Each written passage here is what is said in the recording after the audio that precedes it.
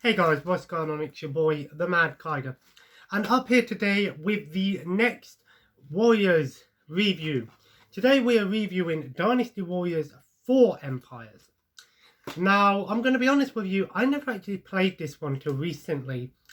My first Dynasty Warriors Empires game was actually 5 Empires. And I may be a bit biased, but it's still my favourite. And so what I'm going to do is I'm going to talk about the key differences between this and the normal Warriors games, how it works, and then obviously a few little unique things to this game, and then of course give my overall impression. I'm a bit pissed off because I started playing Dynasty Warriors 5 the other day and the disc don't work. It just don't load.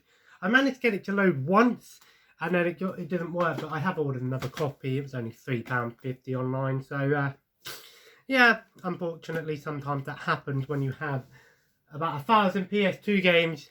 Some of them aren't bound to work, unfortunately. But the good news is most of the cheap the ones that don't tend to work, are cheap games anyway. You know, luckily, it's not the expensive games that are the ones that don't work, because then I'd be really pissed off. So, Dynasty Warriors 4 Empires. Now, you might be wondering, what is the difference between Empires and normal Dynasty Warriors? Exclude the Extreme Legends games, because I've already explained how the Extreme Legends games often may be an expansion, but sometimes they're their own thing. But so, how the Empires game works. So I'm mostly going to focus on talking about this one, of course. So instead of it being, choosing a single character to play as, or, playing as a faction or whatever in campaign modes, what you have instead of Muzu mode, or Slough mode, you have Empire mode. And basically how that works. So I'll give a little brief how it plays. So the first thing you do is you choose what faction you want to play. So you choose your ruler. So let's say you choose Cao Cao. The basic is you have the map of China. So you have a little map there at the top here. And you basically, so you start off with, say you start off with Cao Cao and two other officers like Ji Haodun and Dian Wei, for example. Then basically the whole objective is to basically conquer the whole of China, basically conquer region by region. So the game is split into the action phases and the strategic phases. So like I said, you start off with very basic, one region and only like 3 or 4 officers, generals, and then obviously lieutenants. So how it works. So first up, in this one, I'm going to talk mostly about this one, and then obviously I'll talk more about the other series as we get to them. So the first thing you do is you'll get a list of your preparation tactics or your tactic phase. The characters will give you, your officers will give you a list of things that they want you to do, to choose from. So for example, Ji Haodun might, for example, say, let's recuperate our troops by 500 troops each, and then let's upgrade our weaponsmith, for example. So, and then the next phase is your attack phase, but let's talk about the tactics. So in the tactics phases, there is a lot of things you need to be aware of. Of course, each individual character has their own tactics, but there are some things you need to be aware of. First up, your generals and your officers. So when you play the game, to get new generals, you can either get them through tactics or you can get them through battle phases. When you win battles, sometimes you'll have officers that are ready to join you. Now, you do have gold in this game, so your gold is revenued each time you take a turn. At the end of each turn, basically, you get your next gold per level. And of course, the more regions you have, the more gold you get and stuff like that. Again, you can use tactics to get more gold and things. So obviously, resources is a big thing you need to be aware of. You won't be able to do things unless you have resources. But the good news is you don't need resources to invade in this one, which you do in later games. The next thing you need to be aware of is officers. Like I said, getting new officers is again acquired through tactics and then leveling up, unlocking them. The next sort of tactics thing is how leveling up officers work. So in the previous games, to level up your officers, you either win battles and you do campaigns and they level up when you get items and stuff like that. However, in this one, your officers level up basically based on, they have little requirements. So for example, Cao might level up if, for example, you conquer 5 regions with him. He'll then go to level 2. I believe you can also level up your officers when they go into battle. Sometimes they do get XP as well. I believe that's also how it's available. And how so the higher up level is, obviously their stats increase and stuff like that. And also you also have troops as well, so you have a set amount of troops. And basically how troops work in this, the more troops you have, the easier it is to capture and win battles basically. So for example, Cao might have 3,200 troops to begin with, and then as he levels up he might get 4,000, then 5,000, 6,000 and so on. But the troops kind of also work like morale does it in the previous game. So the more troops you have, the easier it is to win a battle. So it's always good to keep an eye on how many troops you have per officer. So you don't just want to go and play as the same officer over and over and over again, because their troops will go down after each battle. So it's always good to keep an eye on how many troops you have. Of course, you might be wondering, how do you level up your weapons? Weapons level up, again, similar to the previous ones. You can't level up your weapons just by winning battles in this one. Your weapons work on, so whenever you unlock a region, that region will have a bunch of things that it has available when you go into the information about that region. So one region might have Swordsmith, which increases the characters with swords by sword weapon like level 3 or 4 and stuff like that. Now there is a bunch of things that I'm still not entirely sure how they work, so I apologize if I don't know how every single thing works. And the similar thing is how items work in this. Items, you don't, the items like the increased damage or whatever, you don't get items from winning battles in this one. You get items based on whatever region. So your items produce over a certain amount of time. So for example, at the beginning of the first battle, you may not have any items, but then 2 more turns, you might have a bunch of items available. But they are one-time uses per battle. So just be aware of that. If you use an item, it may not be available for the next battle. So it's important to make sure that you are really focusing on the tactic side of things. And it is quite simplistic in this game. There isn't a lot of things that you really need to take into note. It is quite simple to just choose a tactic, move on, choose a tactic, move on. Then you have your attack and defense phases.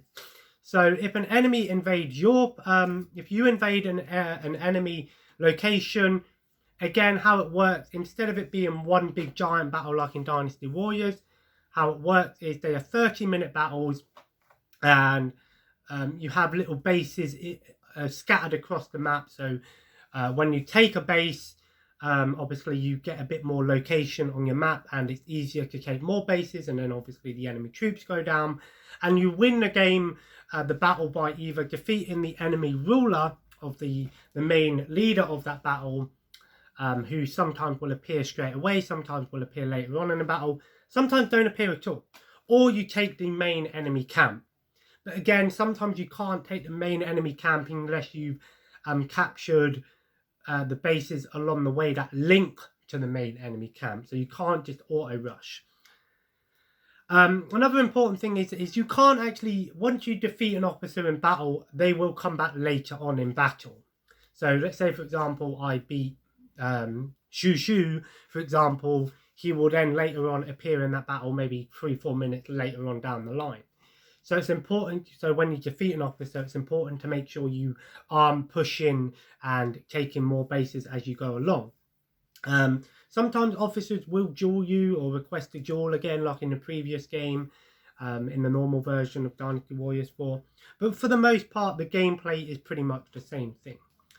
Another thing that's also exclusive to the Dynasty Warriors Empire series is you can actually play as generic officers. So all those officers that don't have individual weapons, or that are just like the basic officers. For example, Jihao Ba, or Huangdang or Guanhai or something like that, any officer that isn't a main playable character in the previous games, you can play as any officers in this game. Lieutenants, you can't play as the lieutenants, but you can upgrade your lieutenants to generals. So it's pretty cool that you have pretty much every character in this game is playable. The only thing is when you have the generic officers, don't expect them to be any different. If you have, for example, Shi Hao Ba, he might be exactly the same as Guan Ping, for example, who's a generic officer in this game. The only difference is sometimes their color. So there's only 3 kinds of generic officers in this one. Well, there's 4. There's like the ones with pikes, the ones with spears, the ones with swords, and then the strategist with swords. So otherwise they play exactly the same as other officers, but it's still pretty cool that you can play as pretty much any officer. So yeah, Dynasty Warriors 4 Empires. And of course, and if you're defending, it plays very similar to attacking, except you have 15 minutes and basically you have to defend your main camp or defeat the enemy officer. Now, I enjoyed this one. Now, there are 2 scenarios to choose from. You have fictional and historical. The only difference is historical is basically all the armies that begin, you can choose from the beginning, are all basically based on the historical, how they would be in Dynasty Warriors, for example. So, the yellow turbans would only be yellow turbans, and, Dong Zhuo would only have Dong Zhuo's army. But also in historical mode, sometimes historical battles can happen. For example, the Yellow Turban campaign can happen, or the Yuan Shao battle can happen, or Lu Bu's battle can happen. You don't actually have to take part in them sometimes. It is optional. But again, they do happen. In the later games, they made scenario modes its own thing, so it expanded on it, and we'll get into that when we go to Dynasty Warriors 5 Empires. But in this one, it's only one thing. Whereas fictional mode is basically completely randomized on the officers and areas. So you could potentially have Cao Cao as a leader and then have Dong Zhuo as one of his generals and Lu Bu as one of his generals. Or you could have like Dian Wei as a leader and have like Guan Yu under his command, and then like, Sun Jian, for example. Now, again, you can get randomized officers in the main historical mode, because when enemies, the AI do capture and win, capture places, they will get officers too. So it is kind of funny to see sometimes, oh my god, Cao Cao's working for Lu Bu or something like that. So there is a lot of randomity to this game, and that therefore does have a pretty good sense of replay value. If you don't have any other Dynasty Warriors games, you can replay this one, and it's always randomized and stuff. Again, you can use edit officers and things like that. So yeah, there is a lot of randomity and sense of strategy to this game. There is a few things that I weren't overly keen on. My biggest complaint is sometimes when an enemy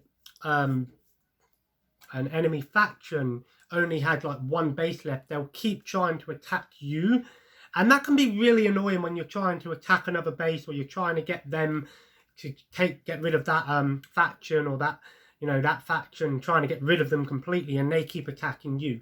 Luckily, you can avoid battle once. If you let them attack you once, nothing happens. But if you let them attack you again without defending, they will take your place. But again, it can be annoying when you're constantly being attacked by an enemy, an enemy faction, and you're trying to take them, because you can't invade them if they're attacking you. Sometimes you can cause like do tactics where you get them, alliances, so they won't attack you, and you'll share resources and things like that.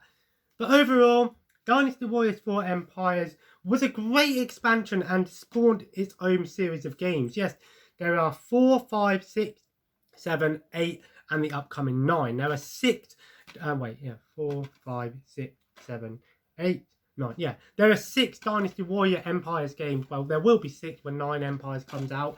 So it really spawned its own sets of games, and I actually prefer the Empires to the normal Dynasty Warriors games in terms of, I don't know, I just like that they, what I think they were trying to do with these games is try to implement like Romance of the Three Kingdoms games into this, and trying to mix the action of Dynasty Warriors with the strategy of the Romance of the Three Kingdoms game.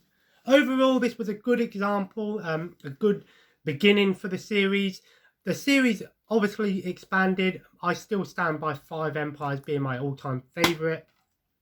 But this is a pretty good one, and if you want to start with an Empires game, I'd recommend starting with this one because it's very simplistic.